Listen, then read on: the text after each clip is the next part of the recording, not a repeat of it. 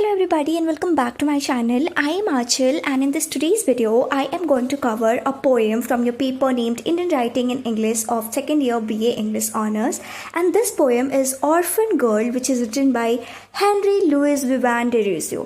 सबसे पहले हम पोएट के बारे में जानते हैं जो कि इंडियन पोएट और टीचर थे कोलकाता में. इनका जन्म 1809 में हुआ था and he had mixed Indian and Portuguese root.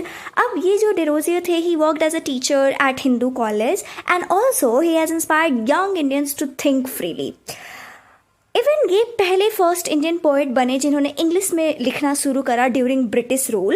And इनके जो पोएम्स थे, इनकी एक इससे पहले एक और पोएम मैंने पढ़ा रखी है फ्रीडम टू स्लेव. उसमें भी आप देख सकते हो कि कैसे ये पोएम्स लिखते हैं जहाँ पे ये फ्रीडम, जस्टिस और ह्यूमन राइट्स के बारे में बात करते हैं.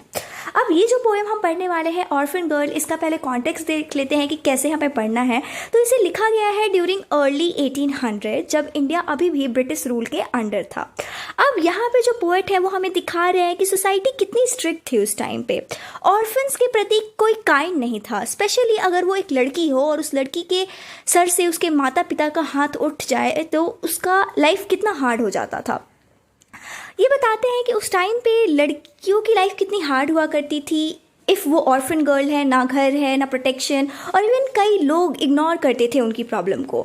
तो इस पोएम के थ्रू जो हमारे पोएट है वो दिखाना चाहते हैं सैड और डिफ़िकल्ट लाइफ ऐसे बच्चों की, ऐसे ऑर्फन गर्ल्स की जो कैसे लोनलीनेस और सेम फील करते हैं, फेस करते हैं. और इन्होंने ये पोएम लिखी है just to make people feel sympathy and ask them to be kind and help such children. अब ये जो पोएम है उसकी शुरुआत होती है कुछ एपिग्राफ से, आगे की कुछ लाइन्स एडेड हैं. वो क्या है?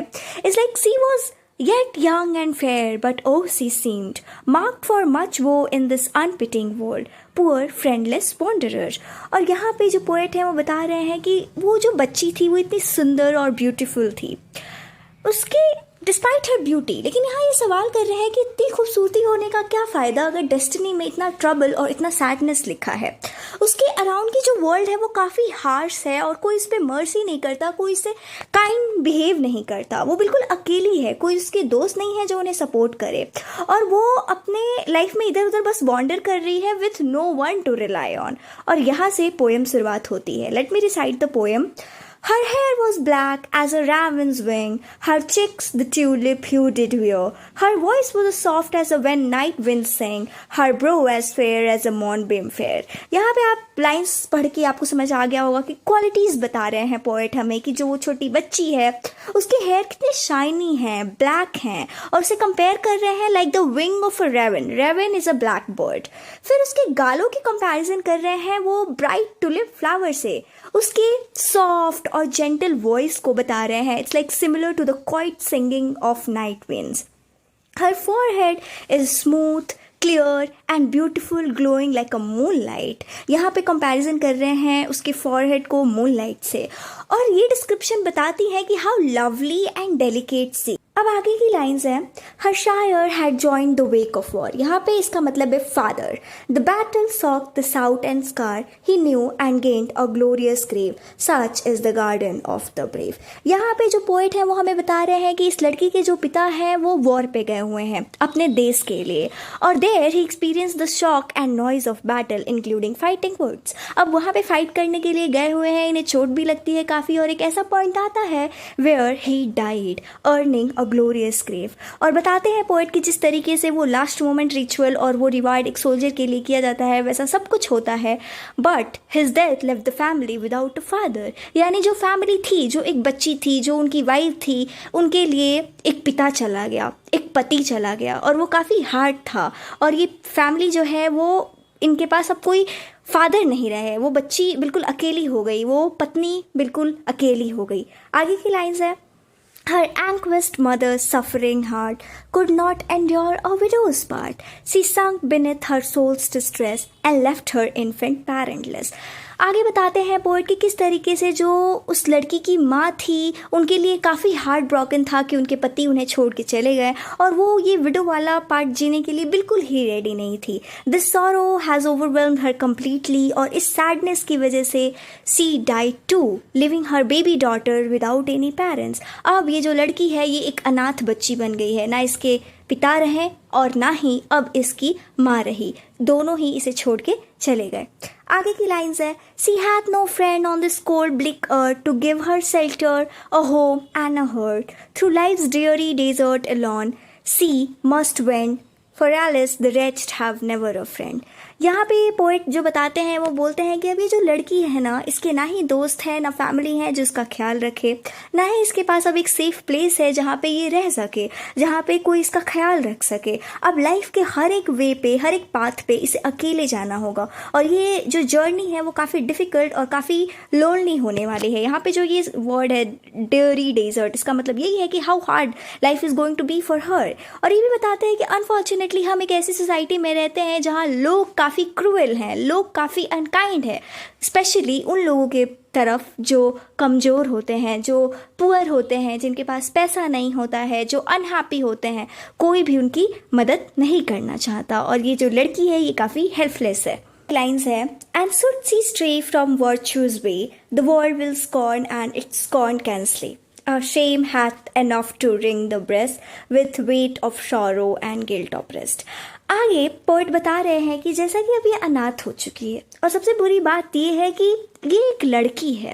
अब ये कुछ भी अपने लाइफ में मिस्टेक करेगी या फिर अपने जो गुडनेस के रास्ते पे मान लो नहीं चली, कुछ इससे गलती हो गई, तो सोसाइटी ऐसी है ना, यहाँ के लोग ऐसे हैं ना, वो काफ़ी बुरे तरीके से इसे जज करेंगे। सोसाइटी काफ़ी हार्श है और इसके कैरेक्टर पे सवाल करेंगे और ये एक ऐसी चीज़ होगी ना, क्योंकि ये लड़की काफ़ी इमोशनली वीक हो चुकी है। ये अपनी गरीबी और अपनी लोनलीनेस सफ़र तो कर ही रही है, पर इसके लिए काफ़ी मुश्किल हो जाएगा जब सोसाइटी इसके कैरेक्टर पे कोई सवाल उठाएगी, क्योंकि ये एक लड़की है तो लोग इसे कमज़ोर समझेंगे और जो सोसाइटी के लोग हैं वो काफ़ी बुरी तरीके से इसकी जजमेंट करेंगे। वो बता रहे हैं, आगे की लाइन्स है, but oh TISS coldly cruel to the wind, the बॉशम whose blood must Gus unbound. यहाँ पे बोलते हैं कि कितना क्रूअल है ये किसी को हर्ट करना जो ऑलरेडी इतना सफ़र कर रहा है। एक ऐसी लड़की जो ऑलरेडी उसके दिल में इतना पेन है, already bleeding with pain inside, अगर हम और सोसाइटी के कोई भी लोग उसके लाइफ में और पेन दे रहे हैं या फिर और क्रूअल बिहेव कर रहे हैं, वो कितना अनफेयर है, कितना हार्टलेस चीज़ है। और पोएट यहाँ पे सिंपैथी फील कराना चाहते हैं और लोगों से बोलते हैं कि प्लीज़ आप काइंड रहिए ऐसे लोगों के टूवर्ड्स जो ऑलरेडी पेन में हैं, जो ऑलरेडी अकेले हैं। और ये जो लड़की है जिसकी ये बात कर रहे हैं, पोएट बताते हैं ये कितनी इमोशनली फ्रेजाइल है एंड ये जो हार्शनेस सोसाइटी करेगी it will hurt her more. आगे की लाइन्स है, no tear is so bright as the tears that flows for erring women's unpitied woes and blessed be forever his honored name who shelter an orphan from sorrow and shame। बोलते हैं कि sincere और beautiful tears वो होते हैं जो उन औरतों के आंखों से निकलते हैं who have made mistake or suffered without mercy। Such woman pain is often ignored or unpitied by society। और कई बार सोसाइटी औरतों के उस पेन को इग्नोर कर देती है। लेकिन अब यहाँ पे पोएट बोलते हैं कि जो भी इंसान anyone who help protected orphan like her from sorrow and disgrace is truly honourable. यानी ये प्रेज कर रहे हैं उन लोगों को जिनके अंदर इतनी करेज होती है, जो इतने हिम्मत वाले होते हैं, जो जाते हैं ऐसे लोगों की मदद करने, ऐसे ऑर्फन की मदद करने जो बिल्कुल असहाय हैं। और ब्लेस कर रहे हैं पोएट उन्हें, the name of anyone who offers kindness and shelter to the helpless girl.